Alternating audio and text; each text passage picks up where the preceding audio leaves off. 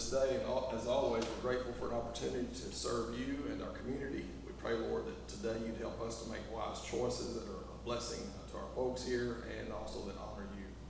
We also want to pray, Lord, for our men and women who have been in harm's way in the Middle East. We ask you to keep them safe today and bring them home safely to their families. We're grateful, Lord, for all you do for us. We pray these things in Jesus' name. Amen. Join me to pledge the United States flag. I pledge allegiance to the flag of the United States of America and to the republic for which it stands, one nation, under God, indivisible, with liberty and justice for all. Now the Texas flag. Honor the Texas flag. I pledge allegiance to thee, Texas, one state, under God, one and indivisible. Y'all can be seated.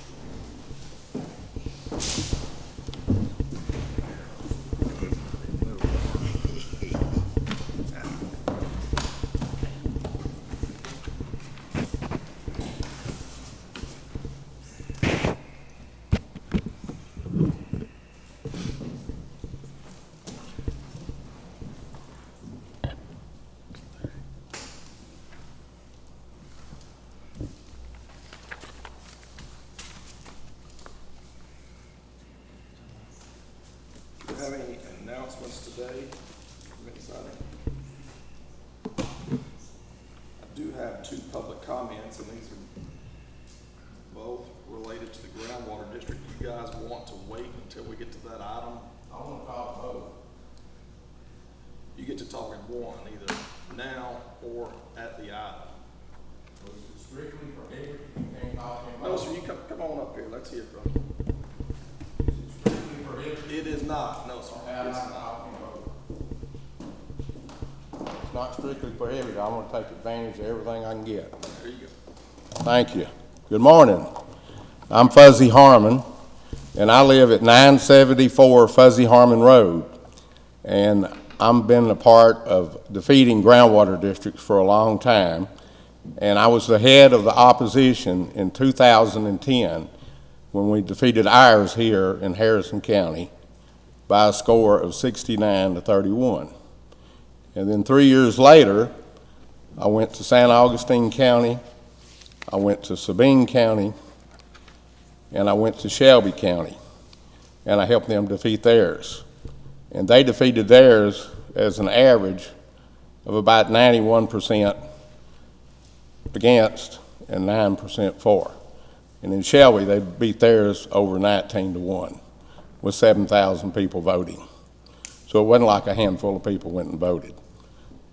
On what we're doing today, I understand we're paying lawyers $1,000 of our tax money for something that Jay Dean, our state rep, and Brian Hughes, our state senator, should do for us to get this done, to create the enabling legislation to get it where it can be voted on by the voters, to have a 16-county groundwater district.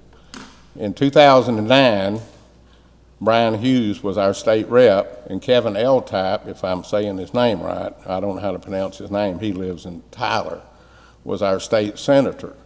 And they got it done, and no taxpayer money was spent that I know about. Now, if it was, I stand corrected, okay? And the thing about these groundwater districts in section 36-122-0, they cannot stop the water from leaving the district boundaries. The only thing they can do is charge them 20 cents per 1,000 gallons, okay? And they have excessive fines, these groundwater districts do, and they're up to $25,000 per day for each occurrence. And so if you don't fill out your paperwork, how much your well's made, you get fined $25,000. All that's in chapter 36. And there's the groundwater district rules are real easy to follow by looking at the ones online in Angelina and Nacogdoches counties. And let me give you the website for that. I want everybody to write this down where they can take a look at them. pgcd.org is where those rules are. pages and pages and pages of rules and hurdles and hoops you gotta jump through as a water well owner to do anything. And what they call a commercial well, or what y'all are referring to as a commercial well, is any well that makes over 25 gallons per minute. And so over on the east side of the county where I live, that's probably a 3/4 horsepower pump. On the west side, it may be a 1 horsepower pump. And definitely a 1/2 horsepower pump on the east side of the county will not make over 25 gallons a minute. It'll make about 15. But the water table is much higher in the east side of the county than it is on the west, and that pumping it straight up out of the ground slows it down as it's pumping against gravity. And so you pay for all your water well water if you have a well that will make over 25 gallons a minute. And that's measured without the pressure tank on it. So they'd cut the pressure tank off, run it for a minute, see if it makes 25 gallons. It either does or it doesn't, one way or another. If it does, you pay for all your water well water. That well needs a meter. And they have entry to your property at all times, and you cannot keep the groundwater district off your property. So they have more authority to come on your property than the sheriff does and the game warden does, added together. And that would include opening day of deer season in the morning. They got a right to be on your property driving around if they want to be. I know that sounds ridiculous, and it is, but at all times. So I am totally against it. I've slayed 4 of them. There's been 20 of them defeated, and I'll be glad to slay some more. And that's my opinion. Thank you, sir. Mr. Lester, Lee, would you like to speak now or wait till the item? Okay. Any other comments today? We do have a quorum present and voting today. Precinct 1, Commissioner Hatfield is out today. Precinct 2, Commissioner Timmons is present and voting. Sims presiding. Precinct 3 is Commissioner Coos, and Precinct 4 is Commissioner Ebar. It is 9:09 a.m. We'll call the Commissioners Court to order. This is a regularly scheduled meeting of the Harrison County Commissioners Court. We're here in the historic courthouse in Marshall, Texas. Our first item this morning is from our auditor. These are 9-item transfers. Item number 1. Good morning, Judge, Commissioners.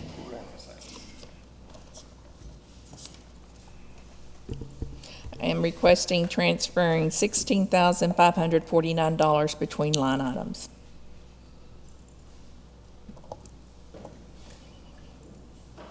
You guys have had a chance to review our line item transfers. Is there a motion to approve? Motion. A motion by Commissioner Coos, a second by Commissioner Timmons. Any questions or comments? All in favor? Aye. Any opposed? Hearing none, motion passes. It's 4-0. Item number 2 is consideration and action regarding the payment of regular bills. Requesting payment of $515,884.89. Is there a motion to approve? Motion. Second. Motion by Commissioner Timmons, second by Commissioner Ebar. Any questions or comments on our expenses? Not all in favor? Aye. Any opposed? Hearing none, motion passes 4-0. Number 3 is consideration and action regarding payroll for June 5th, 2025. Is there a motion? Second. Motion by Commissioner Ebar, second by Commissioner Coos. All in favor? Aye. Aye. Any opposed? Motion passes 5-0. Number 4, consideration and action regarding the budget amendment per local government code 111.0108 for special budget for revenue received after the start of the fiscal year. These are insurance proceeds. Yes, sir. These are insurance proceeds for damages to our county and to the enterprise vehicles. This is impacting the Sheriff's Department, Road and Bridge, and the District Attorney. As we receive insurance proceeds, we go ahead and do a budget amendment so that we can repair the vehicle as quickly as possible. Is there a motion to approve? Motion. Barb. Any questions or comments? All in favor? Aye. Opposed? Hearing none, motion passes 4-0. Number 5 is a presentation by, for our fiscal year 24-25 outside audit by John, well, it's not by John Manning, Jacob Bowman from Manning T.O. Bradfield. Good morning, Jacob. Good morning. Thank you, Becky, and morning, Judge, Commissioners. I'm Jacob Bowman with the county's outside auditors, Patilla, Brown, and Hill, and I'm here this morning to present the results of the audit for the fiscal year ended September 30th, 2025, and not only to present our audit results, but also some financial highlights as well. Y'all should have the annual financial report in front of y'all. This is the bound, audit draft in the financial statements of the county at that date of September 30th. So once again, I'll go ahead and spoil it. The county had an unmodified opinion or clean opinion. Out of the 3 opinions we can give, that's the best. Essentially means that the financials in front of you, all the notes, all the details in this report are a fair and accurate, portrayal of the county's dealings that past year. The inflows of monies, outflows of monies. We applied government auditing standards to make sure that internal controls are, good, checks and balances are good. There's proper procedures over payroll, cutting checks to vendors, stuff like that. And good news there, that's on page 1 is our official audit report. It may sound like legalese, a lot of it, but at the end of the day, it's saying that these are reliable financial statements. Someone can look at these and make sound decisions based on them, that they reflect what the county did in FY 24-25. I'm not going to go into much now, but on page 4, just a couple of pages over, there's this management's discussion and analysis. I think this is something good for everyone to look at, kind of an executive summary of the year for the county, just the high points, what changed, what went up, what went down, stuff like that. Very high level. I'm going to move over a couple of pages to hit some high points here. Page 18 and 19. And so this is the income statement for all of the governmental funds, the biggest one being general fund. And happy to report that it came in with a little bit of income during the year, $648,000, about $647,000, and ended with about $18.5 million of fund balance.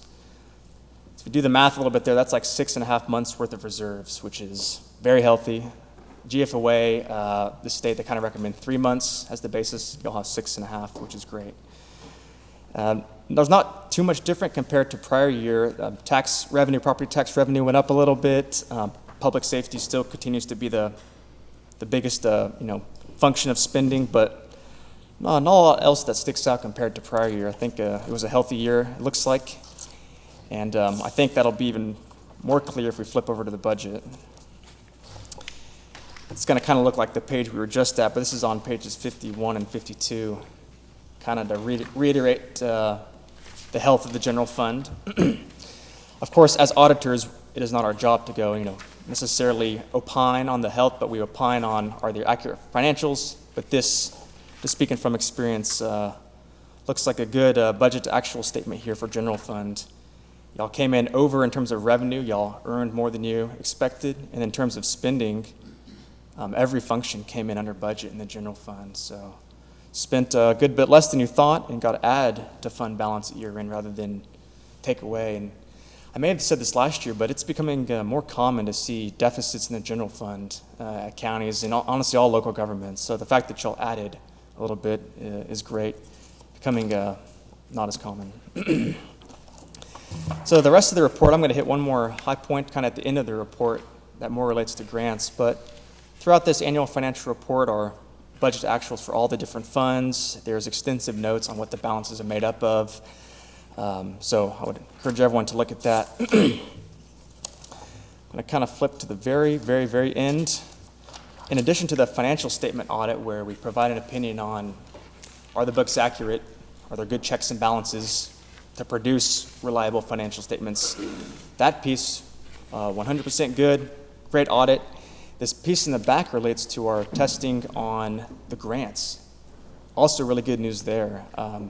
If any county spends over $1 million of federal monies or state monies, the outside auditor has to come in and pick some of the larger grants the county has and do a very in-depth, detailed audit. We call it a single audit. And this year, both in terms of federal spending and state spending, we had a single audit. So we looked at ARPA for one last time. What page was this on? This final report, apologies, Judge, is on pages 77 through 79 is our official letter where we're saying that based on the grants that we tested, they're compliant with uniform guidance, which is the federal rules, and also the state of Texas grant management standards. And to see the specific listing of the county spending on these grants is on the next couple of pages. Pages 80 and 81, you'll see a listing of the county's federal grants on the left-hand side of the page and the state grants on the right-hand side. The biggest of the federal being ARPA. I think this will probably be the last time we test it because it's kind of used up and stuff like that, getting close to that. And then on the state side, Senate Bill 22, we looked at the rural law enforcement grant. We may be looking at that one consistently if the state funding stays as is, because we're typically looking at the biggest grants. So both for the rural law enforcement grant, which all will consistently get, and ARPA, no question costs, no findings, no issues in terms of internal controls, or neither issues with compliance either. So on both those grants listed there, really good news. And it's good to see like a county having so many grant opportunities like this. It varies across the state what we see. And after talking to Becky, I know that there might be some more on the horizon too. So we'll look forward to that. So out of there's three letters in this report: the audit opinion, the internal control. It's not really an opinion, but it's kind of a letter, and the compliance letter about grants. Good news on all three of those. No issues. Working with Becky and her team and everyone in the auditor's office is very easy. They make it super easy on us for an audit, in addition to them doing their regular job as well. So I appreciate that. Not only was everything in order, very easy to work with too. So thank you. A little bit high-level report here in terms of the audit and the financials, but I want to open it up to any questions that y'all may have for me. What's in the audit, what's not, what did we do, stuff like that. I'd be more than happy to talk about that today. I don't have any questions about it, but I guess maybe your contact information is probably in here. If we do, we can Yes. reach out. I appreciate having a clean audit. That happened because of a lot of good department heads, but also because of Becky and her team. Thank you to the auditor's office for getting us to this point every year. We appreciate that very much. You guys have any other questions for Mr. Bowman? Like I say, if you don't, but you do later, his contact information is at the bottom of that first package you got. All right, I appreciate it, everyone. Thank you all. Have a great rest of your day. And that was just a presentation only, there's no vote there. Next up's the Road and Bridge Department. We'll get an update on the 2026 construction progress. Good morning, Mr. Powell. Good morning, Judge, Commissioners. Yeah, so to update you on our road construction program, we've made some good progress despite some rainy days and some equipment issues in the very beginning. We've completed Red Oak Road. We've completed the cement stabilization and regrading of it. We're going to let that sit all summer long while we finish up the rest of the construction. Then we'll come back in September, October, and use some of that donated material we got from Sabine Mines to create the wearing surface. Even without that, you can drive down through it all the way to the cemetery. Even after Monday, you still could, and that's the benefit of that cement stabilization. So that's turned out quite well. That was crushed concrete we got from the mine. Yeah, it's a mixture of crushed concrete and there's some native gravel that they used in their mine roads that was donated to us. So we have a large stockpile. So we're going to use it out at Red Oak. So it'll be, if the mines can use it and it supports their heavy equipment, it'll support the average traffic going down that road and down to the cemetery. So that worked out quite well. We're currently on Judge Fur and Floyd Evans. We're kind of treating them as a single road because they intersect with each other. The cement stabilization is done, and now we're just, we're shooting the oil in it, getting that wrapped up, finished. We are on Keesler Road on the west side. We're wrapping that up, getting that done. We've completed a mile of base stabilization, and we've got about 3.2 miles currently underway. Once we're done with Keesler, we're gonna mobilize to Walker's Mill Road. Once we're done with Floyd Evans and Judge, we're gonna mobilize to Lake Road. The weather, obviously this week, slowed us down. We spent most of this week cleaning up, restoring. We had a 84-inch pipe culvert on Quail Lane that we'd installed last week, got washed down into the pasture, so we had to reset that. We got a number of washouts, little sinkholes off the edge of the road all across the county, so needless to say, we didn't get a lot of work done on the road construction side because of that. Hopefully the rest of next week, the rest of the month, the rest of the summer, it becomes dry and hot, so we can get some things done, get all the goals we want to get accomplished. And that's my update for you on our construction progress so far. You guys have any questions? How long will you be on Keesler? Do you know? We do average about a mile a week, so. They're wrapping up on Keesler, they shot all the oil into it, they've just gotta finish mixing it and Yeah. roll it out. Maybe a few more days, early next week, if not this week. So it shouldn't be long that we're out of there, because we're at the very end of the process, so. Also, I drove that Red Oak Road. Appreciate the work that you all You're welcome. done out You're there. welcome. Any other questions? If not, we'll move on. Item number one is consideration and action regarding personnel changes for Harrison County Road and Bridge. We had none. We still have the same number of openings, although we have received, 23 applications now for our truck driver non-CDL entry-level position. That's a good sign. People, applying, wanting to come work. We've interviewed 3 this week. We have 1 or 2 more today, potentially. We've got some good candidates in there. We got some people we think would help us. So your that's been a applications positive. have picked up since you made the adjustment? Yeah, because of the non-CDL. We got people that just want to come learn the business. They want to start at the bottom, entry level, if you will, and just come learn the business. We got a mix of all backgrounds, some young, some old. They just want to come get a steady job and do some good things for the county. So it's definitely been a positive since we did that change. Very good. Is there a motion to approve our personnel? Motion. Second. Motion by Commissioner Timmons, second by Commissioner Coops. All in favor? Aye. Any opposed? Hearing none, our motion passes 4-0. Number 2 is consideration and action regarding utility application submitted to Harrison County Road and Bridge Department. This is Gum Springs Water Supply on Smelly Road, again Gum Springs on Cutoff, and West Harrison Water Supply on Noonday Road West. And these have all met the requirements and been reviewed by staff, so we recommend approval. Is there a motion to approve? Second. Motion by Commissioner Ebar, second by Commissioner Timmons. Any questions or comments? All in favor? Aye. Any opposed? Hearing none, motion passes 4-0. Number 3 is consideration and action regarding the contract agreement for 2026 Seal Coat Project Award. This is bid number 2026-HCRB-001 between Harrison County and Reynolds and K Limited in the amount of $974,471.58. So if you recall, we awarded the bid contract back in March, April, and we had a pre-con meeting yesterday with them. They're just waiting on notice of delivery for their coated rock from their supplier. Once that happens, they'll look to get started. They anticipate about 2 weeks total time to get finished, start to finish. So we have a completion deadline of 60 days from notice to proceed, which if we issued that from July 1st, it'd be the end of August. We don't see them missing that for any reason unless we get rain every day. So we're ready to kick this project off once this contract is executed. Very good.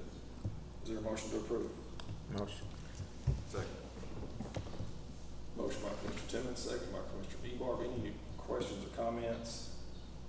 All in favor? Aye. Any opposed? Motion passes 4-0. And Fort Reynolds and K's done us some great work in the past. Looking forward to getting them busy on our seal. Exactly. You expect that to be later in the summer is what you're thinking? Yeah, the key is the delivery of their coated rock. Because once they get that stockpiled, then they can start to put it on the ground. There's no sense mobilizing anything. So they're just waiting on their supplier to give them the date when they can start to deliver it, next couple of weeks probably. So I think mid to late July, you start to see them working, and they indicate only 2 weeks to get completed. So it'll be done. Key might be is to get done before school starts, because then we don't have to get in with the buses, try to deal with that. So that's the goal. Thank you. Our next item, this is from the Sheriff's Department. Item number 1 is consideration and action of amendment number 1 to the Texas State University Agreement between Harrison County for 175 buy stings to go from 175 to 245 at a rate of $125 per buy sting. So I think the state had more money to pay for more of these. And this was tobacco, I believe, stings. And so we increased the number that we were allotted from 175, and we can go up to 245. So this amendment would be to that original contract. Is there a motion to approve? Motion. Second. Motion by Commissioner Coos, second by Commissioner Ebar. Any questions or comments? All in favor? Aye. Any opposed? Hearing none, our motion passes 4-0, sorry. Next up, from our county clerk, item number 1 is consideration and action regarding the transcribed minutes of the Commissioners' Court meeting for June the 4th, 2026. Is there a motion to approve? Motion. Second. Motion by Commissioner Ebar, second by Commissioner Timmons. Any questions or comments on our minutes? All in favor? Aye. Any opposed? Hearing none, our motion passes 4-0. Next up, from purchasing.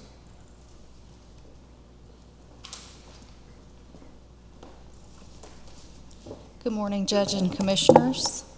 Item number 1 is consideration and action to declare the 4 vehicles on the attached list as surplus to be auctioned in the Sheriff's Department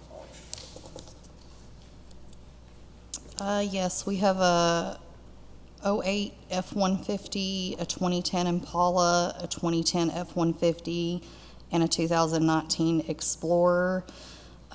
These items are no longer deemed fit for county use due to mechanical issues of one nature or another.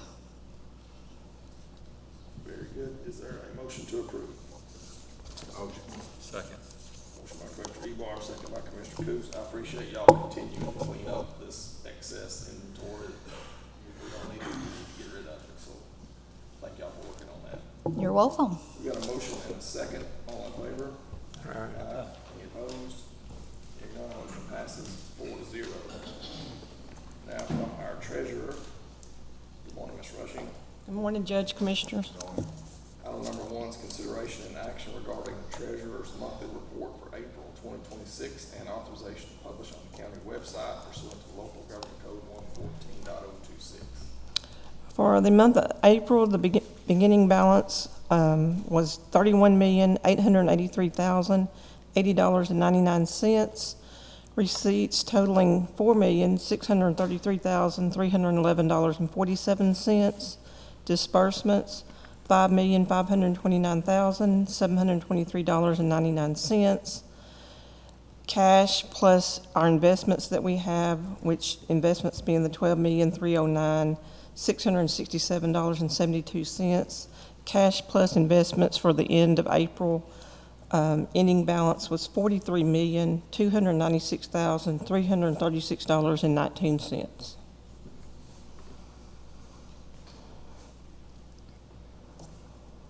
You guys have heard Ms. Rushing's monthly report for April 2026. Is there a motion to approve? Motion. Second. Motion by Commissioner Timmons, second by Commissioner Coos. Any questions or comments? All in favor? Aye. Any opposed? None, motion passes 4-0.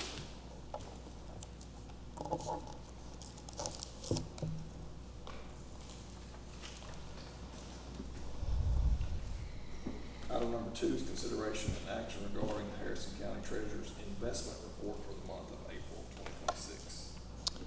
For the month of April, in Texas class, our beginning balance was $6,277,187.25. Interest rate 3.77. Interest earned on that money was $19,502.98. Ending balance with Texas class for April was $6,296,690.23. With Texas Bank and Trust Wealth Management, we have $6,012,977.49. Interest earned, again, they pay it semi-annual, so that's the reason of the low interest there, but $223.30.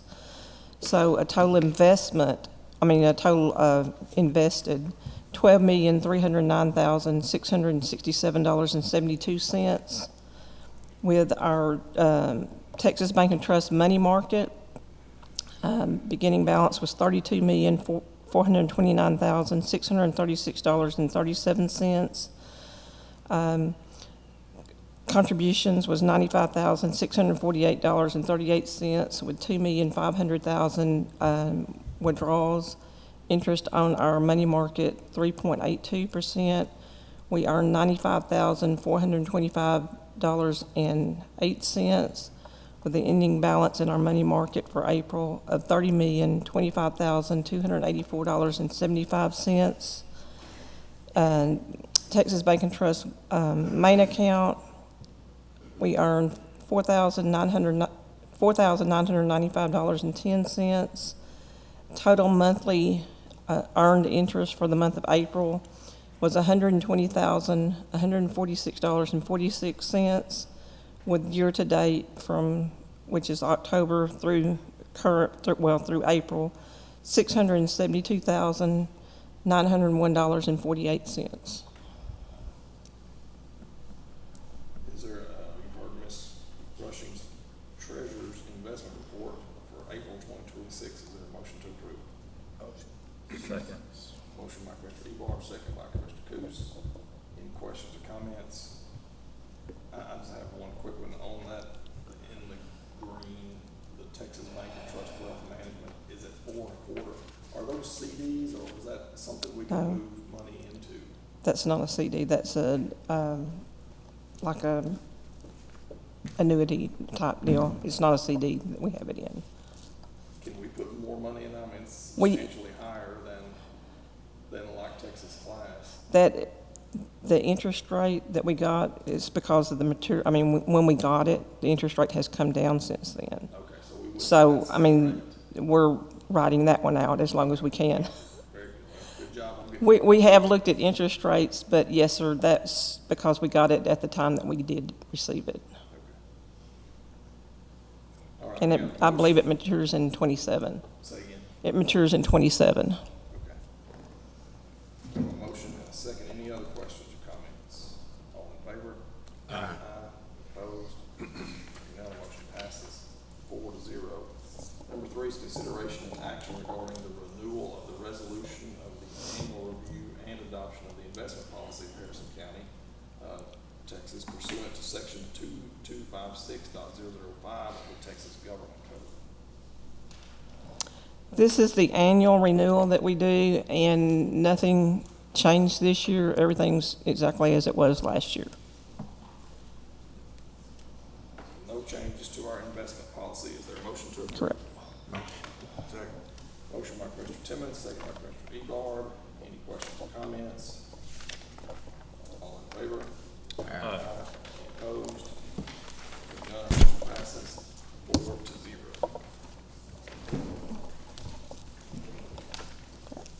Thank you. Very much. Item G, this is discussion and consideration regarding the proposed legislative creation of a regional groundwater conservation district for the Carrizo-Wilcox Aquifer in northeast Texas. Again, this is just discussion only. When do we get up to golf again? I'll call you after we have our discussion. After we have our discussion, I'll let you know, and I'll let you come back. I can't be here, I'm trying to speak up. I'll let you know. I sure will.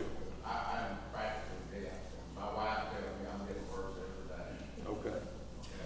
By the back. I'll wave at you whenever it's your turn. I can see good, but I can't hear. Okay. Okay, I'm ready.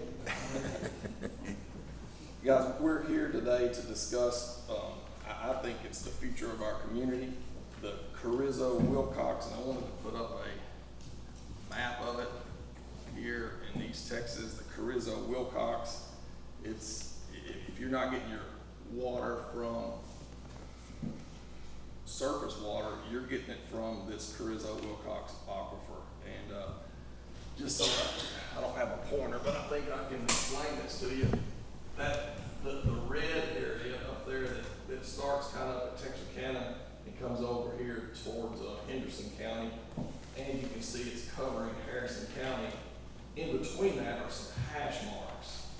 So the red is an outcropping of the Carrizo Wilcox. The hash marks means it's deeper in that area. So as Mr. Harmon pointed out earlier, it's shallower over here on the east side, and it gets deeper in Harrison County the farther you go west. The issue that we have in East Texas, Northeast Texas, you can see the colors of those other counties. Those have groundwater conservation districts. They have something in place to protect their groundwater. There is zero protection from Lamar County down to Smith County. From Cass County to all the way to Dallas, there is no groundwater conservation district. About a month ago, I met with the county judges from most of those counties that have that red area in it. That'd be Bowie, Morris, Titus, Franklin, Hopkins, Rains, Van Zant, all the way back to the state line. I think that's 14 or 15 counties. You guys are aware of Dallas's effort, the Dallas area, their effort to take our surface water, and right now our groundwater remains unprotected. We live under what's called the rule of capture. Your neighbor could drill a water well and drain the water right out from under your property completely legally, leaving you with a dry well and zero recourse. Without a multi-county groundwater conservation district, we got zero local control. Out of our area, out of region corporations or these thirsty metropolitan areas can buy up land, pump our water, and pipe it away. Neither the county nor the public could stop that. A multi-county district changes that. It keeps the power here in our hands, local hands, governed by board members who live in our communities. It protects private property rights, ensuring no single entity can drain our shared resource. For this court, this is called proactive governance, us getting out there in front of a problem. There's already a problem down in the Neches and Trinity Valley area, right down here. That's where Kyle Bass has proposed to drill wells to pump water back to Dallas. I'm sure it's in this shallower red area, the outcropping. You see where it comes through there. And of course, Dallas isn't very far, just like Van Zant is not very far away. So it's just a matter of time before somebody's in here after our groundwater. Protecting our residents and securing long-term development here requires us to take a look at how we can protect our most precious resource. Oil and gas drives our local economy. Without water, we're not going to be here. Right now we have plenty of water, and there are those not far away who don't. What they do have is money and influence. They're coming for our surface water already. Groundwater would logically be next.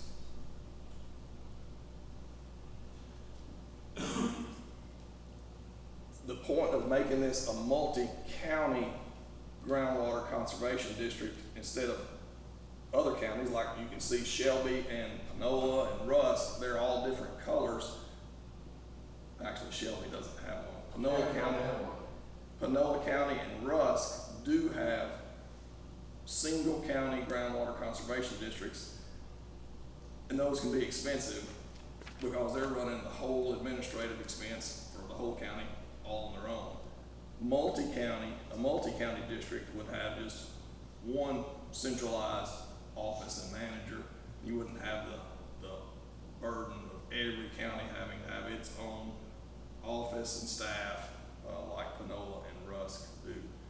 The other thing is, if this multi-county district was approved, it protects all of that Carrizo-Wilcox aquifer. If, for instance, Rains County, if it had a groundwater conservation district, but Wood County didn't, or Hopkins County didn't, somebody could come in there and drain water from one of those neighboring counties, and Rains County could still do nothing about it. So it makes sense from an expense point of view and for protection of that whole northeast Texas aquifer to create a multi-county groundwater conservation district. In the past, there was the effort to create a district here, and I guess it was just only Harrison County, not a multi-county district. And it failed to the voters. That would have imposed a property tax on the property owners in the county.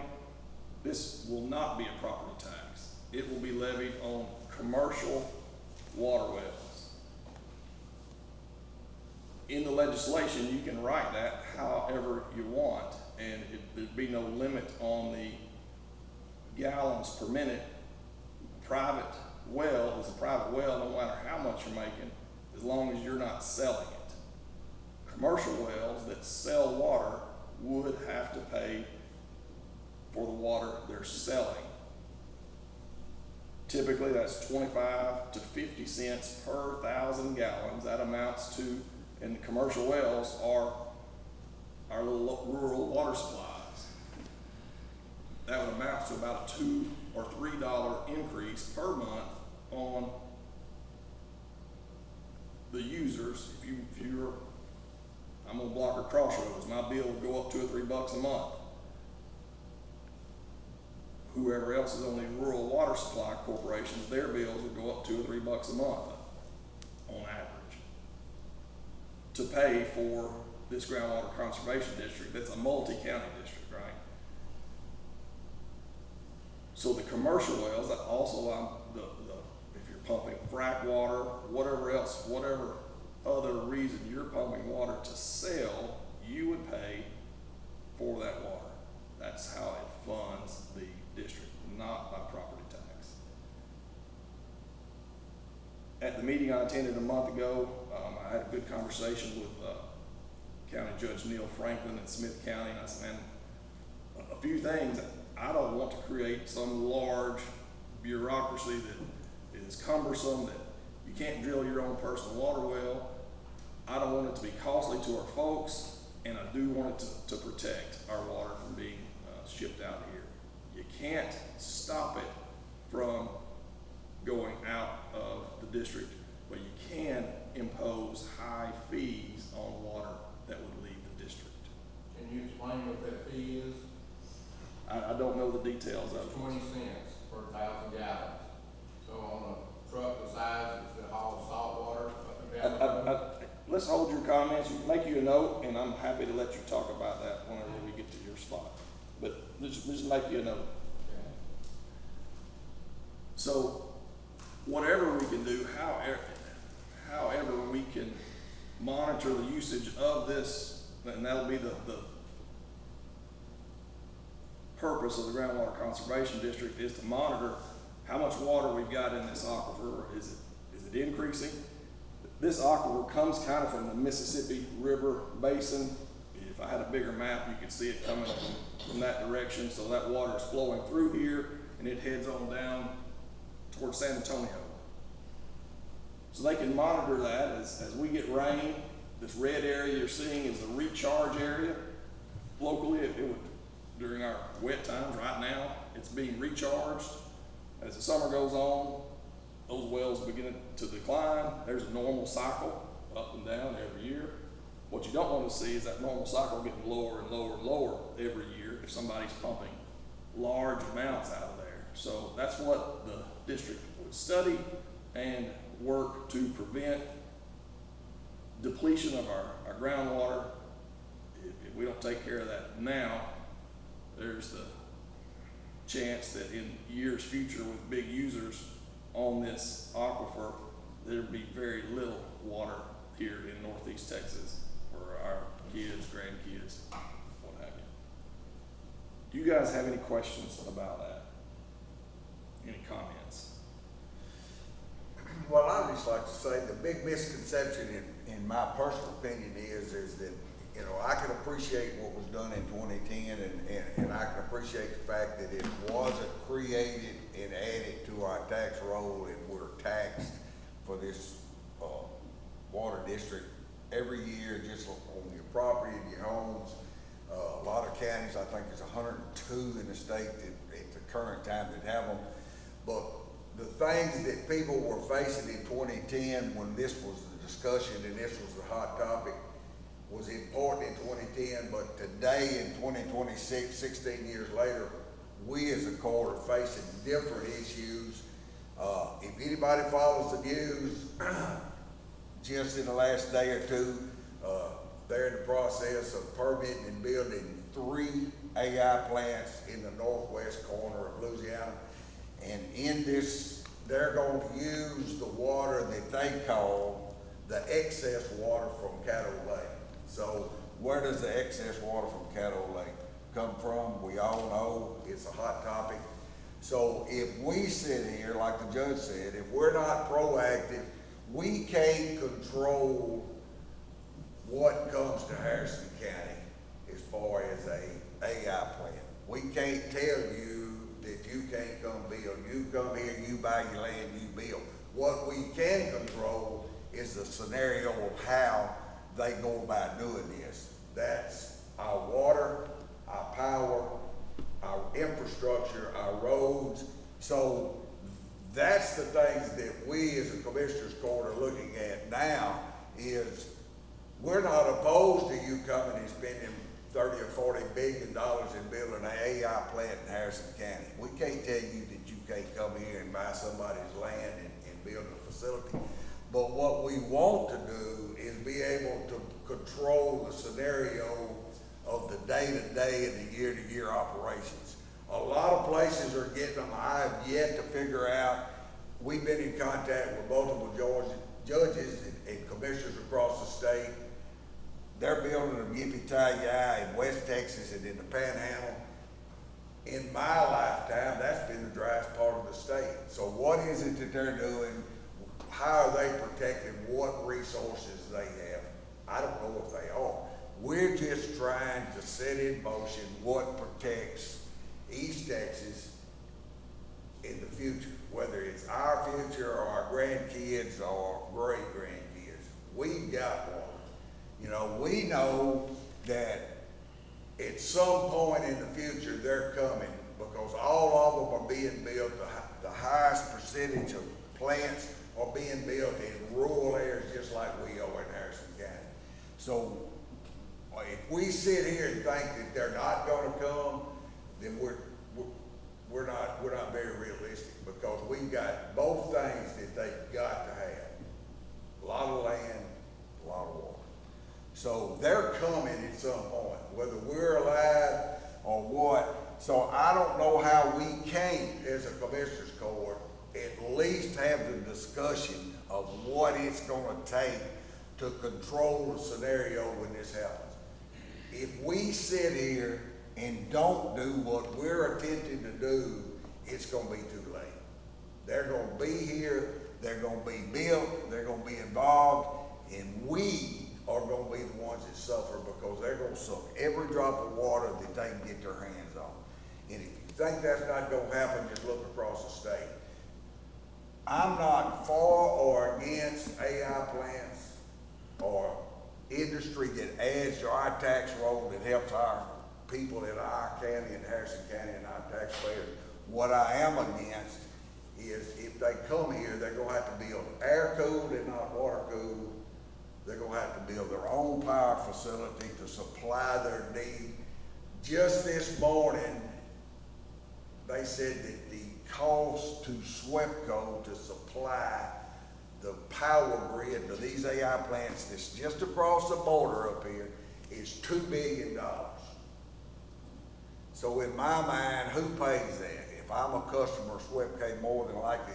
But then they went on to say that these builders are gonna pay 100% of that cost for the upgrade. Well, I know what's fixing to happen to my personal bill when it comes in here and they get an operation. So, you know, I know there's a lot of people that think we're crazy or we shouldn't be doing this, or they want to tell us that this is going and they're going to beat it and they're going to do this. You know, all I can say is this is done legislatively. So my question and everybody else's question, in my opinion, should be, if we join forces with 15 or 16 counties and it's passed and put together legislatively in Austin, do we have to follow Chapter 36? That's been a question that I want to ask the legislatures that's going to be working on this, or whoever the law firm is that the group agrees to use. So, I mean, there's a lot of unanswered questions. Everybody's getting excited, everybody's getting nervous, everybody's getting mad or whatever, and that's fine. But don't sit here and tell me that we're wrong for doing the research that we have to do in order to protect future generations of what we've got right here in Harrison County. That upsets me because I feel like the 4 or 5 of us were put here to do what we decide is in the best interest of the people that elected us to be here. And if you think you can hamper that, then you better get in line, because as long as I'm sitting here, I'm not worried about whether I come back or I get undefeated or whatever. I'm gonna do what needs to be done today for future generations to protect what we have. I'm a country boy just like everybody else. But I've sat in this seat long enough to know that we are taxed against the wall, and we can't stand no more tax. So why would we sit here and wait to develop something that's gonna go on your tax statement year after year after year, and you gonna pay for what they say your value of your property is? To me, I don't know what the issue is. I really don't. I think this is probably, in my kid's lifetime, water is gonna be more valuable than oil ever thought about being, because they're coming to get it. So that's my speech, that's where I'm at. I've thought about this a lot, and we don't need a company. We spend our time doing our research just like you have. And we have concerns, and we need y'all's opinions, because there might be something here that you read that I ain't never read. But, you know, don't act like we're sitting up here not doing our due diligence to do what's right for the citizens of Harrison County. I'm very offended that even is brought to the light.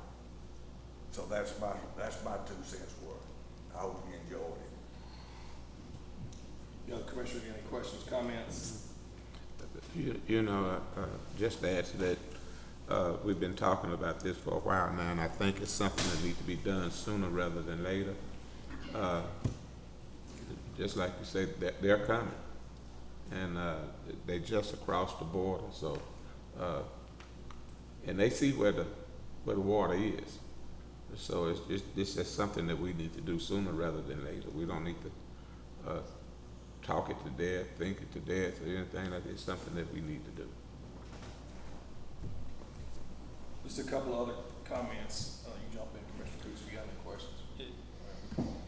From what my understanding, it sounds like we can't prevent, even with this, we can't prevent the water from leaving the district. And, you know, from a basic, trying to understand this, basic sense, that's the goal, right? Or it's twofold. It's, you know, the data center concept or the water feeding Dallas. It sounds to me, like from what I've read, it puts this district if we put it in place, it puts the district in a brokerage position to broker the water. And is that the intent, or is it to keep it here? That's my rub with it right now. I need to know a lot more. Yeah, and it's a valid point. What you can do is charge a much higher rate if water leaves the district. So that's where you're coming from, because that's brokering water. It's a Correct. way for them to make money, it seems like. But right now, if we don't do anything, they come get it for free. Yeah. Which frees a whole lot better than whatever cost we could add to it. The numbers I looked at, it didn't see, it was published, and it was a low amount. I mean, it was, I think, it was mentioned by someone in the audience, it was a low, 20 cents per, can I ask Fuzzy what the? For a truckload. What's that, 4,300, 4,500 gallons? Yeah, In a truck? 4,000 gallons, would be 18 cents. That doesn't sound like it has any teeth to prevent it from leaving. So this would be new legislation that would be specific for this groundwater conservation district. Our next step would be to get this attorney in here to tell us what we can and can't do. I mean, obviously I can't answer every question that you have, but as legislation is written, I would think that we could put more teeth into something like this, for sure. And is this firm that we're gonna engage with, I mean, obviously they're in favor of it.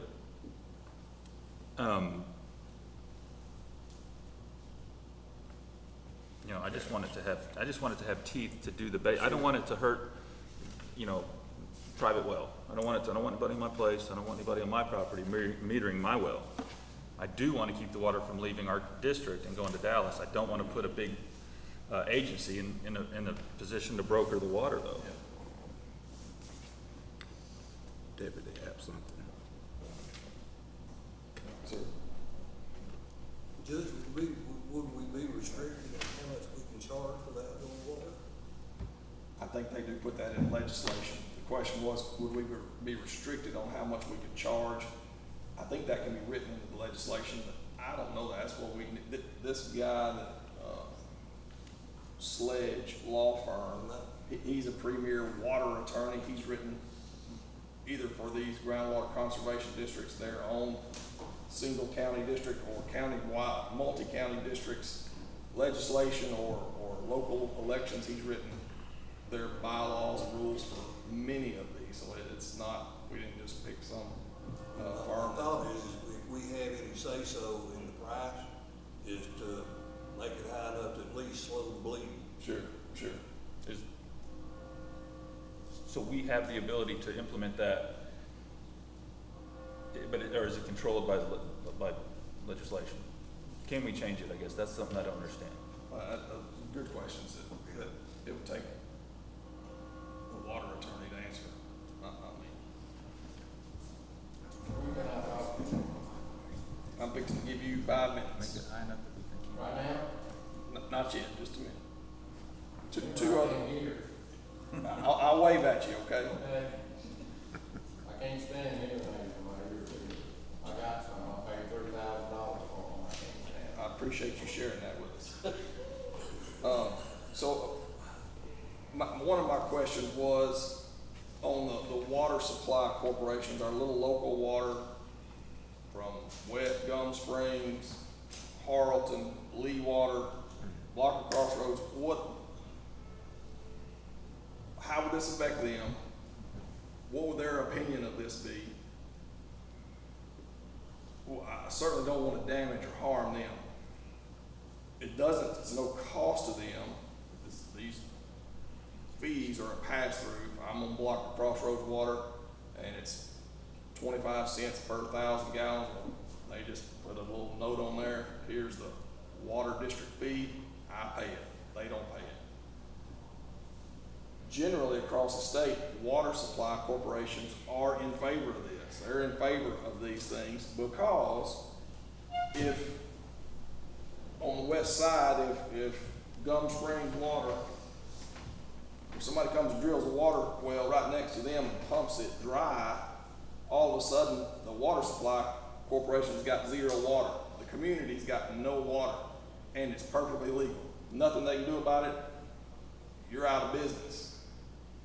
And so they want to protect the water in East Texas so that they have water to sell for the community. So generally, water supply corporations are for this. Also, if we get in a bind, if we don't have a groundwater district, and somebody comes in here and starts pumping our water away, the state, this is the Texas Water Development Board, can designate our area as a priority groundwater management area and force a district on us anyway. And then we'd have zero say, we'd have no control, no influence. It'd be the state coming down here. Y'all all know that Austin knows better for us than what we do, right? I'm tongue in cheek here, not right. We definitely want to have our say in a groundwater district. So that's why we're talking about it today. You guys have any other questions before I let our guests speak? Mr. Harmon. Can I be first? If you want to arm wrestle Mr. Harmon over it, you sure can.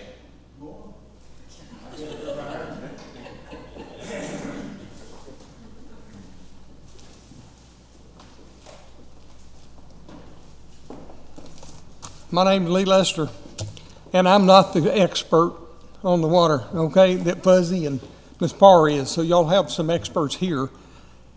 I'm just a citizen, live on the west side of Harrison County. I have community water, which if they add, and the newspaper says $3 to $4 instead of $2 to $3, and I've never seen any regulation going in, it wasn't on the high side, so let's just say it was $4 a month. And that would be, that. My problem is I have a shallow well on my property. Right now, it feeds about 5 gallons a day to my chickens. But I don't know what the flow rate is. If I can just respond to you, does not affect private wells. Unless it will produce over 25 gallons a minute. That's not true. There is only one truth, folks. Please. There is only one truth. Now, Jesus Christ is truth. So we've got a lot of things we don't know here today, and there's a lot of research that needs to be done. But I do know what I hear is it may be single county water districts, but they have no authority to stop the Kyle Bass from coming in and drilling wells and sending the water to Dallas. I don't see any reason in paying $4 a month or end up with them changing the regulations and say, well, you're going to have to buy an $800 meter and we're going to charge you for the water you use for your chickens, okay? And we still can't do it and we run out of water. The only viable solution I can see is desalination, and the state has to regulate that. The legislature needs to say anybody that's going to be a mass water user needs to do desalination because the Gulf of Mexico is not going to go dry. Whatever they use is going to flow back down there. This business of getting into our aquifers and so forth is ridiculous when we have all that water down there. The whole state of Israel is run off of desalination. It can be done. So what I see as just a person in this county is we don't need to be throwing money or creating a bigger bureaucracy in order to do nothing.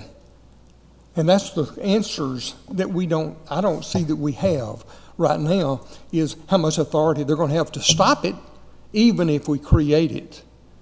So I thank y'all for doing your research. There is some more to be done, and I don't know the answer, what it is. We have some experts that perhaps can do it, but I don't want to buy an $800 water meter just to measure the water, 5 gallons a day that I'm feeding my chickens. You may say it won't affect it. I've never seen rules that couldn't be changed. Thank y'all for your time. Thank you, Mr. Lester. Mr. Harmon.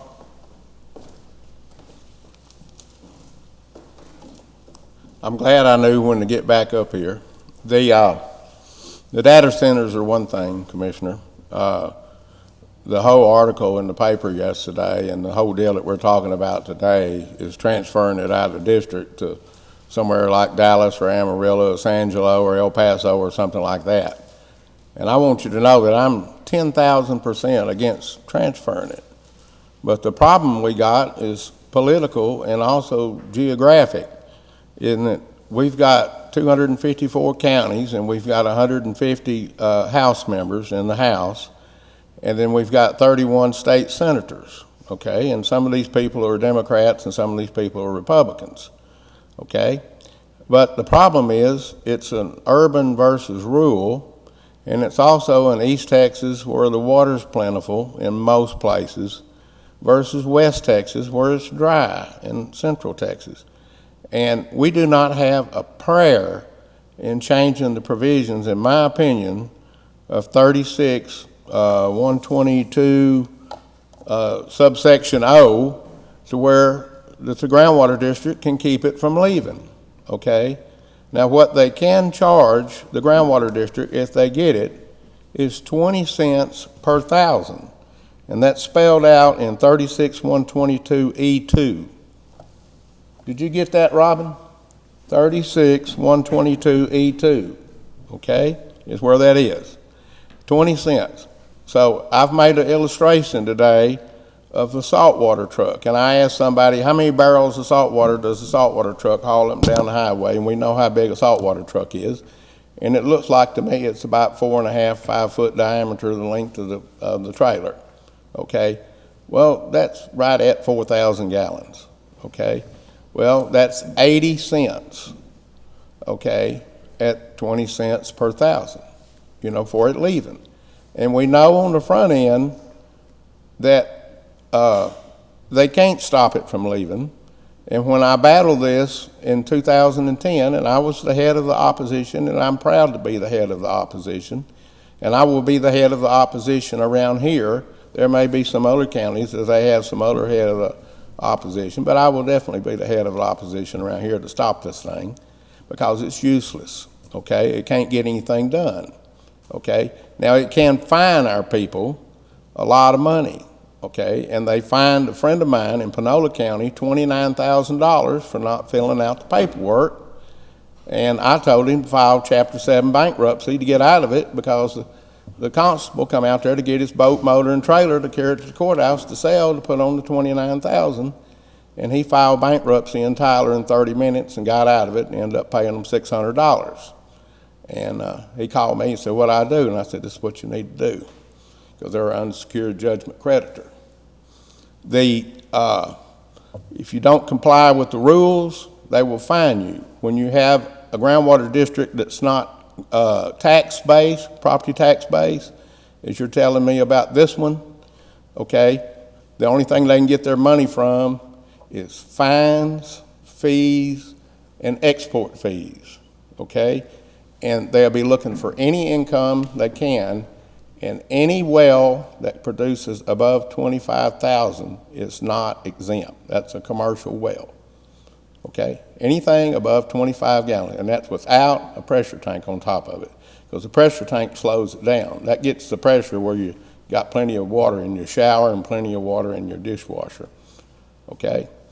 And the people that's going to pay more money, definitely on the front end of the deal, you can see, is everybody that's on the community water system, that the community water system gets their water from a water well.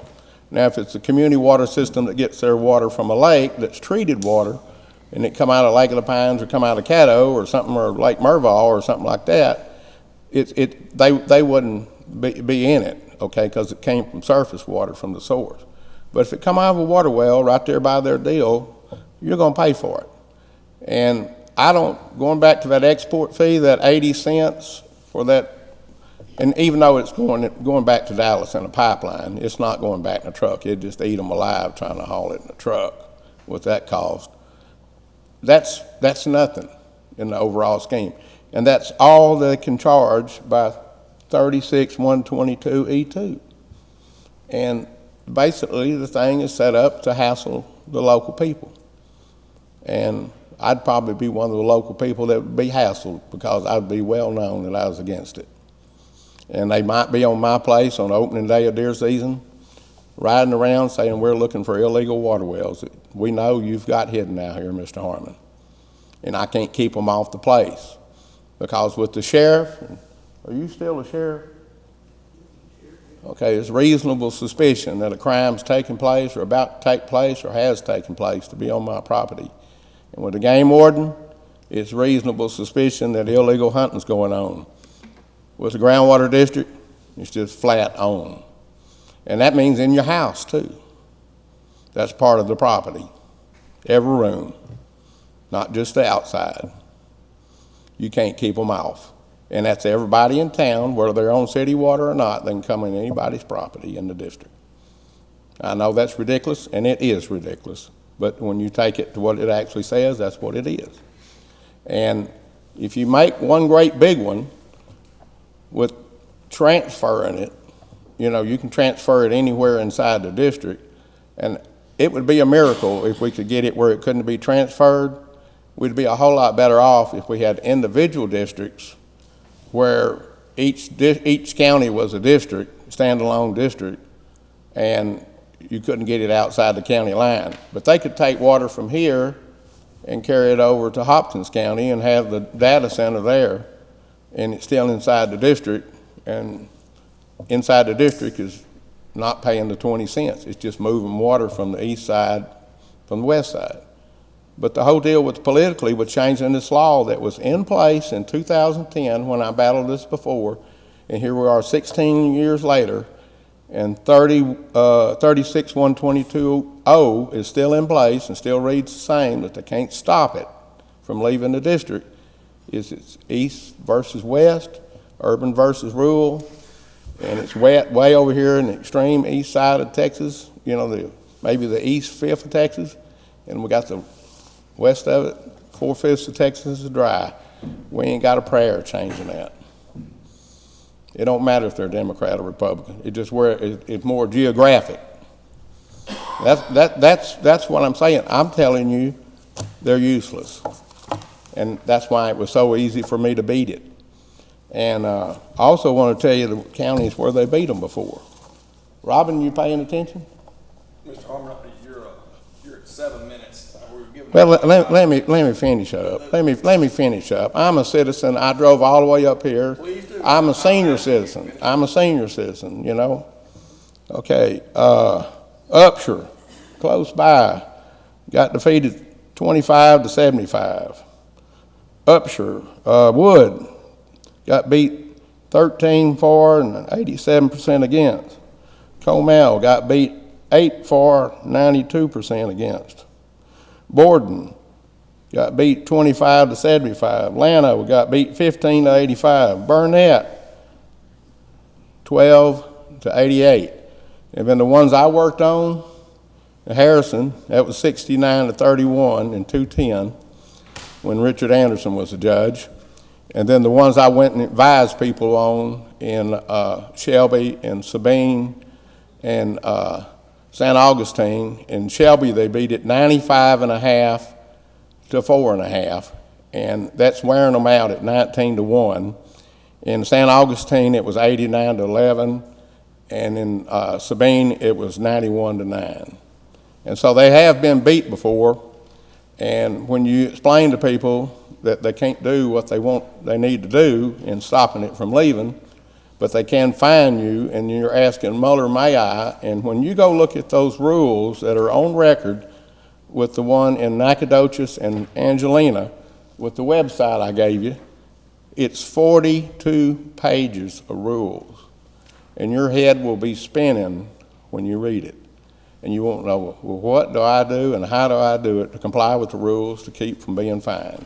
Because everything you're doing, you're asking, Muller, may I? And you're writing more checks, $50, $25, and you got so many days to do something. You know, GPS coordinates where the well's going to be. We need to work on the well. Well, give us some money. It's just always getting us some money. And that's the way it would be with this. They're going to look for every bit of money they can when they can't get money from the property tax. So it's fines, fees, and export fees. And that 80 cents for this truckload I gave you, to me, that's nothing. And there's no way to increase that until you increase that legislatively. And so if you increase it for here, that means they pay more for it in Dallas when we bring it over here, and the people in Dallas won't vote for that. Because they want our water, I tell you that, and don't make no mistake about it. I am 10,000% against taking our water and letting them have it. I just can't figure out how to do that. But this ain't it. Thank you, Mr. I don't know what to do, but there you go. Thank you. Ma'am, come on.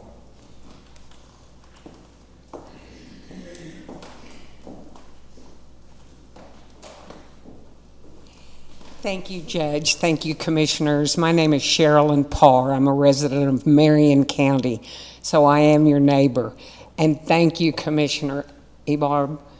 And Judge, thank you for your graphic. There are 9 major aquifers in the state of Texas, 22 minor aquifers. The Carrizo-Wilcox actually runs from northeast Texas all the way down to Laredo. A number of communities and cities across the state rely on it. We know what we've been seeing and what's happening with water in the state. Texas is not running. I was licensor TCQ in groundwater, in surface water, and in wastewater. I'm retired.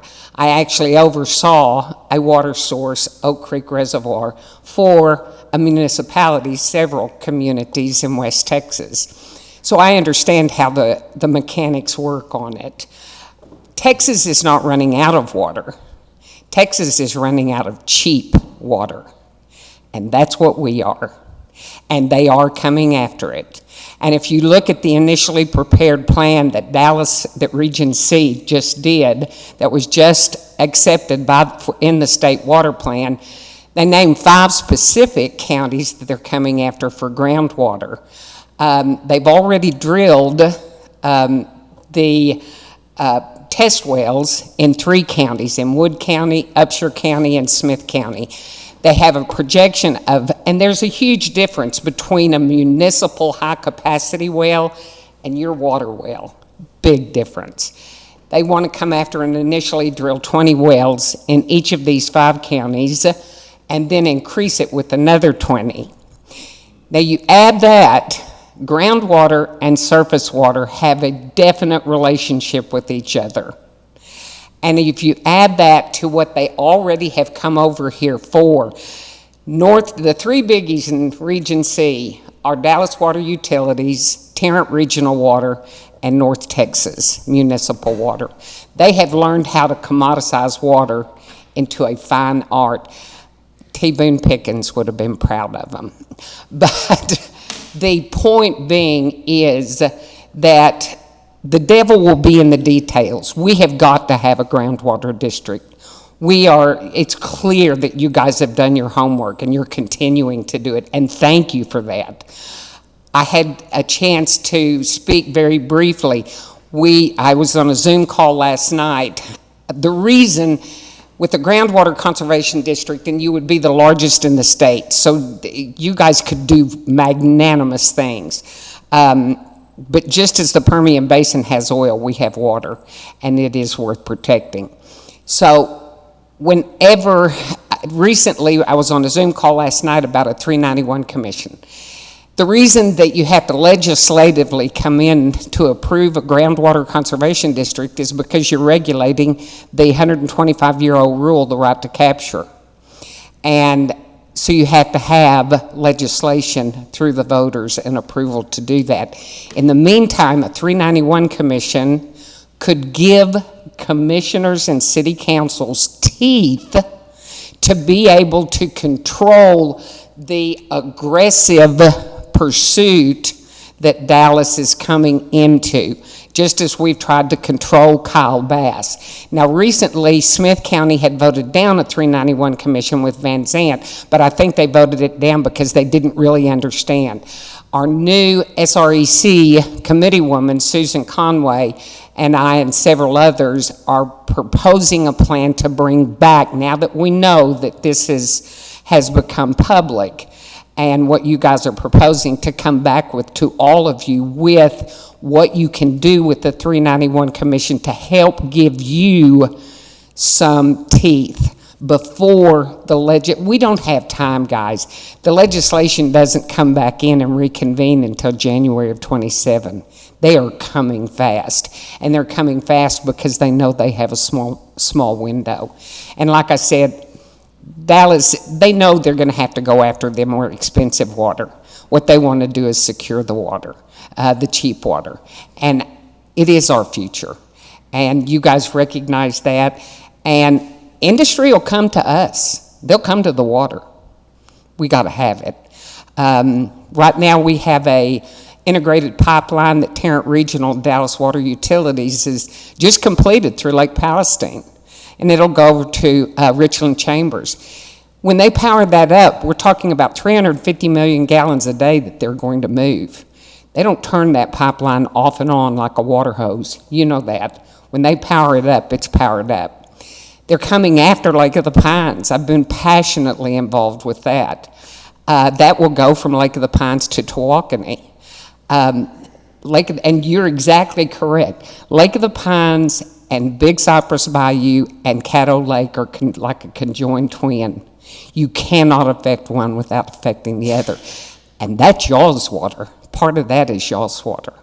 And so what you're doing is great. We are uniquely exposed, not having a groundwater district. I am the devil will be in the details. So you guys are going to have to work that out. That's why you're here. You obviously are doing your homework. I commend you for it.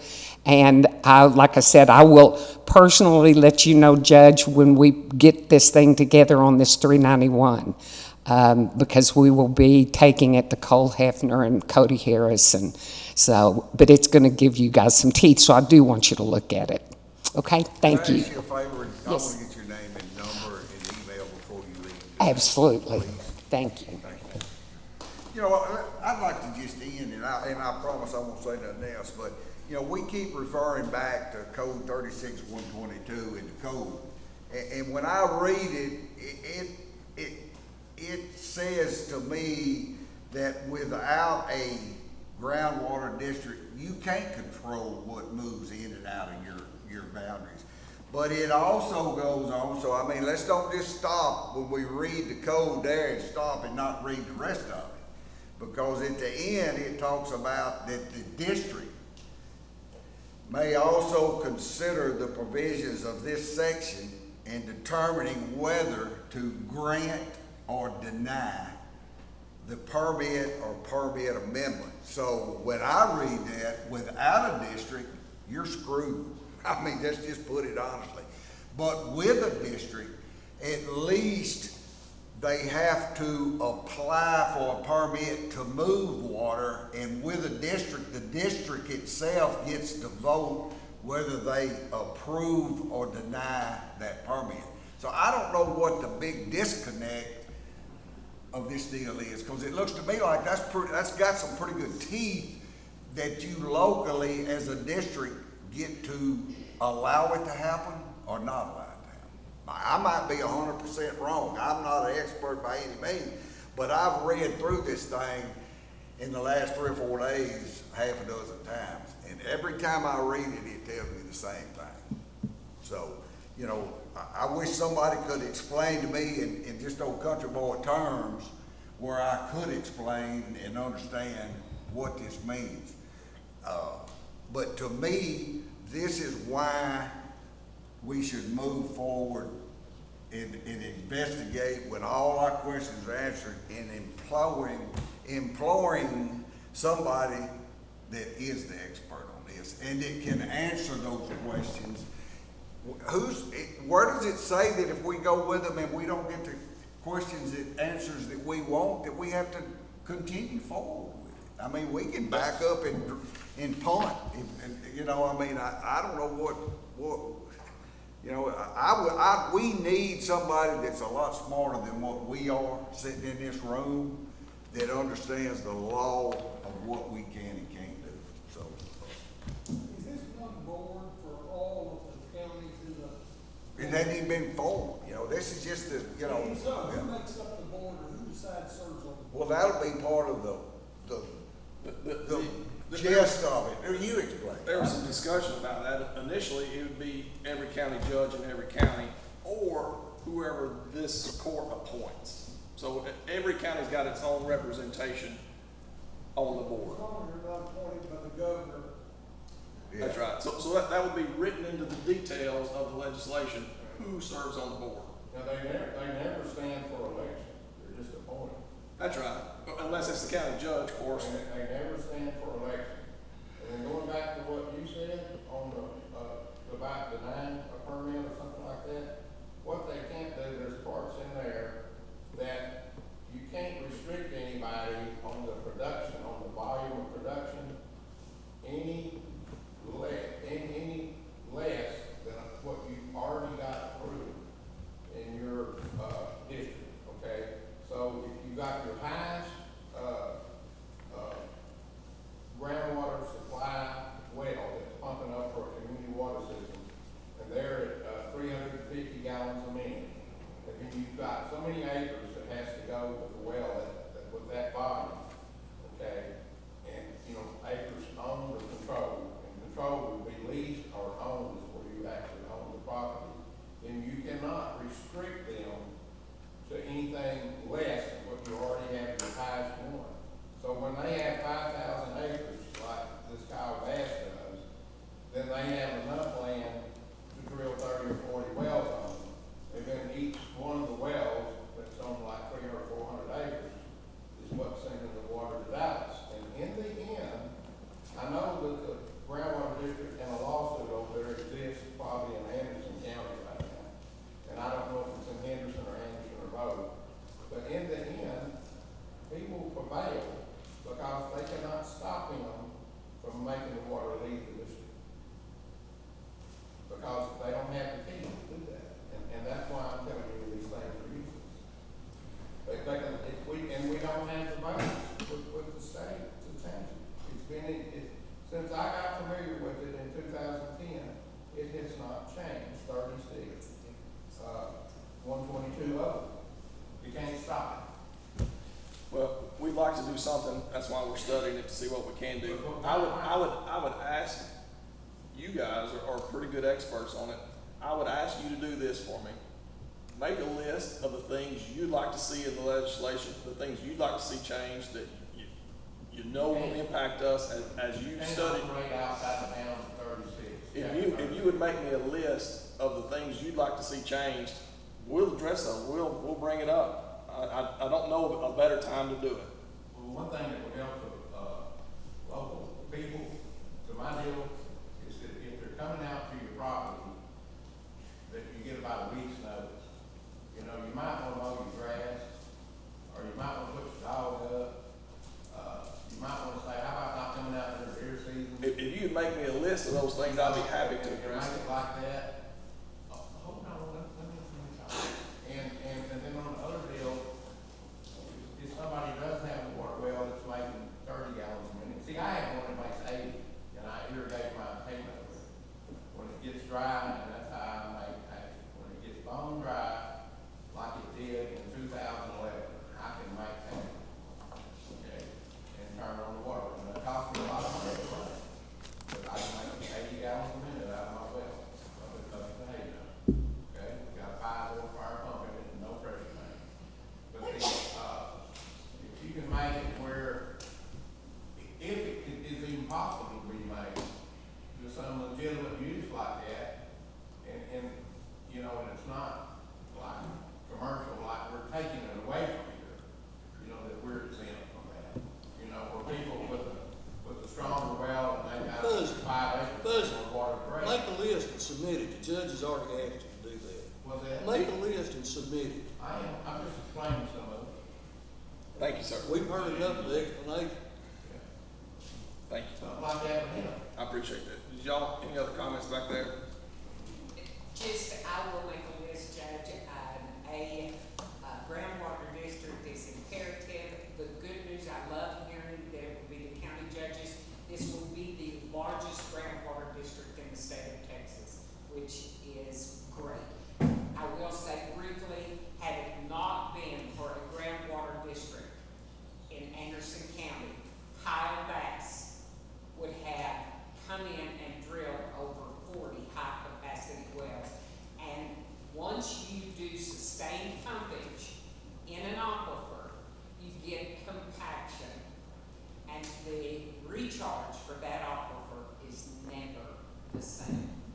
Good point. Thank you, ma'am.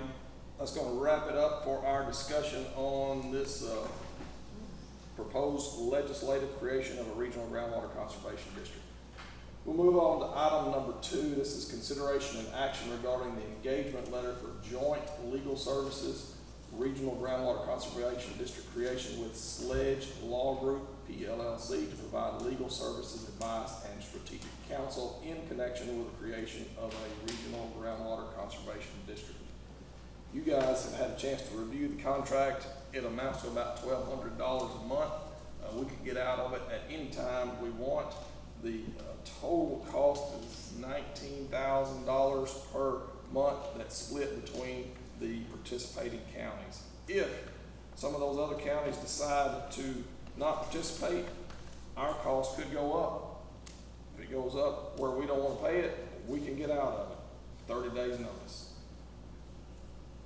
This guy, Mr. Sledge, is one of the most highly respected and engaged attorneys in water matters in Texas. I think he's very knowledgeable, understands what's going on, as he's done this same thing for other counties. You guys have any questions? Actually, is there a motion to approve this engagement letter for joint legal services? I'll make that motion. Is there a second? Second. We have a motion and a second. Motion by Commissioner Ebar, second by Commissioner Timmons. Any questions or comments on the engagement letter? I would like to make a comment. You know, I'm not for or against this, but I want to learn more.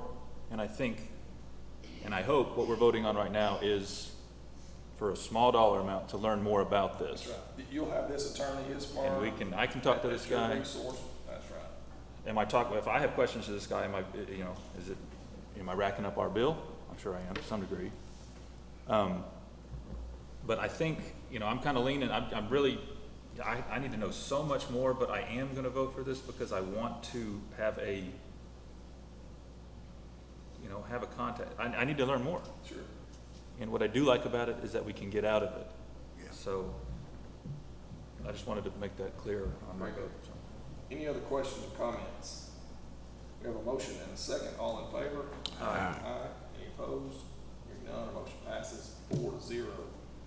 Item number 3 is consideration and action regarding the statement of work entered into by Germer PLLC Counsel to engage PNG Cyber LLC on behalf of the client, Harrison County, Texas, for cybersecurity consulting services, and incorporates here in references to the master service agreement between PNG, Germer PLLC, and Harrison County. What this is, that there is a cybersecurity firm that we this would contract with through Texas Association of Counties to protect our network. It's a cybersecurity firm that would make sure that we're not at risk of being hacked or held hostage, whatever. Is there a motion to approve? Motion.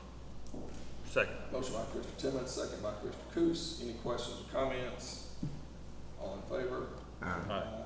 Any opposed? Hearing none, our motion passes 4-0. Number 4 is consideration and action regarding the assignment of lease for Hangar 8 located at Harrison County Airport from Carl Roth and Darla Curry Haynes to Central Jet Service LLC. Is there a motion to approve? Motion. Second. Motion by Commissioner Timmons, second by Commissioner Coos. Any questions or comments? All in favor? Aye. Any opposed?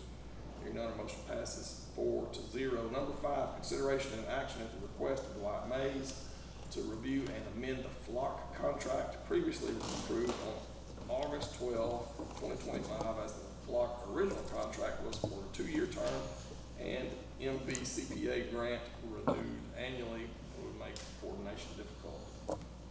Good morning, Lieutenant. Good morning. Yes, sir. This is the second time we've had to fix this contract. First time. Remind us about Flock Safety. That's our security, those cameras. Flock is the company that's providing us with our license plate readers, which we got through a grant from the Motor Vehicle Crime Prevention Authority, which that grant renews annually. And the contract that Block mistakenly set us up on was a commercial instead of a government entity grant, and they put it on a 2-year renewal instead of an annual renewal, which would be more in line with our renewal for the grant and keep everything from getting lopsided. So we wouldn't want to be out in a 2-year contract if our grant ran out in 1 year. Correct. So this is just squaring it up with the grant. Correct. Is there a motion to approve? Motion. Second. Motion by Commissioner Timmons, second by Commissioner Coos. Any questions or comments? Let me ask you a question. Yes, sir.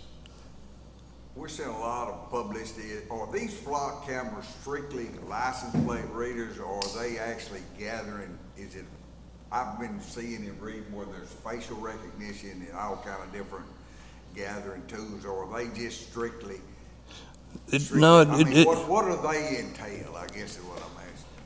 It doesn't have facial recognition, but you can put a description of a person or just a description of a vehicle. Doesn't necessarily have to be just a license plate, or it can be a partial plate. Like color, model, make, so, I mean, Somebody could change the license plate. They do that all the time. Correct. Put a different Correct. license plate on it, and they think they're great, red, Dodge, whatever. Exactly. Okay. So if you had, say, a stolen truck with a certain plate on it, and let's say it was a red GMC, well, you can put the description of the vehicle and the plate, but just like the judge says, they may have switched plates, but you will still get any identified red GMC that goes by there. And then you can investigate that from there. And the good thing about it, what a lot of people don't understand, it's only looking for stuff that we tell it to look for. It's not looking for just the average. No. We have to give it some instruction. Okay. I didn't know exactly how they work. And these are not in place yet for the county, the ones that we've got coming. We don't have them up and running. We have the 2 mobiles, but the permanent fixtures are still coming. Okay. Very good. Any other questions or comments? You bet. A motion and a second. All in favor? Aye. Any opposed? Hearing none, our motion passes 4-0. Number 6, consideration. Oh, hey, Judge. Oh, that's okay. While I'm here, I would like to say a couple of things. I want to back up to a compliment y'all made earlier, and I want to reiterate it with Ms. Becky. You amaze me what you do. You always do. She reminds me of a great aunt of mine who was an accountant. And I mean, if you want to know right down where, I mean, she would not leave work every day until she would know exactly where every penny was. And that's Becky. I'm sure you've seen these probably little chess parks in these big cities where they've got guys out there playing chess with timers. Well, she plays against us. We're barely learning how to play checkers, and she's up there playing 3D chess with a. I mean, if you ever watched her do a spreadsheet, it's blinding speed. She's like 5 steps ahead of everybody when you're still trying to put a formula in. So, thank you for what y'all do. I think our reports and our yearly audits, ever since I've sitting here, reflected, the outstanding job that the different departments that handle our finances do. I mean, we're blessed to have it, because we get a clean audit. It's a group effort. Yeah, and I know it is, and we appreciate all of it, but somebody's sitting there. So. The easiest thing to do would be not to work so hard, and we'd be in a mess. Please, no. But that is not what she does. She is very diligent, as you said. And I also want to say thank you to the commission for what y'all do. It's very obvious that y'all are Johnny on the spot too. I wish there were still some people here to hear this comment, because I think they need to. But what galls me is the people who would suggest that we just do nothing. They want to gripe and complain, but they never ever offer a better solution. They just want to stop what you're trying to do. So I always applaud and appreciate y'all's efforts. I thank y'all. Thank you, sir. Item number 6, this is consideration and action regarding the request by Reed McCain, our district attorney, pursuant to the order for exiting official for reimbursement for grand jury lunches on 5/28/26 in the amount of $183, and on June the 4th, 2026, officer training courtroom testimony food in the amount of $186.15 for a total amount of $369.93 to be paid from line item 890.820.4499.20. Is there a motion to approve? Motion. Motion by Commissioner Timmons, second by Commissioner Ebar. Any questions or comments? All in favor? Aye. Any opposed? Hearing none, motion passes 4-0. Number 7, this is consideration and action regarding out-of-state travel on June 22nd through 25th, 2026 to Faraday, Louisiana, Concordia Parish for Jim Weatherall, a constable in Precinct 3, to teach Project Lifesaver for the Alzheimer Alliance. Is there a motion to approve? Motion. Second. Motion by Commissioner Ebar, second by Commissioner Coos. Any questions or comments? Hey, I'd just like to say that I appreciate Mr. Weatherall, going down and representing Madison County in this endeavor. I think it's a star on our chart that we have somebody involved, and we appreciate you, taking the time to go down. Yep. Thank you, sir. Motion and a second already. All in favor? Aye. Opposed? Hearing none, motion passes 4-0. Is there a motion to adjourn? Motion. Second. Motion by Commissioner Timmons, second by Commissioner Ebar. All in favor? Aye. Any opposed? Hearing none, motion passes 4-0. It's 10:43. We're adjourned.